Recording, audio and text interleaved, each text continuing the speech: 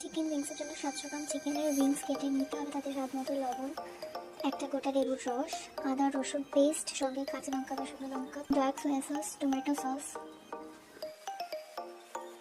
দুটো ডিম, গোলমরিচের গুঁড়ো।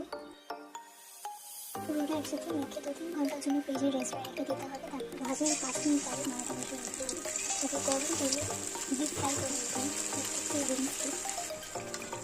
2 থেকে লাল লাল করে ভেজে তুলে নিতেই রেডি চিকেন উইংস।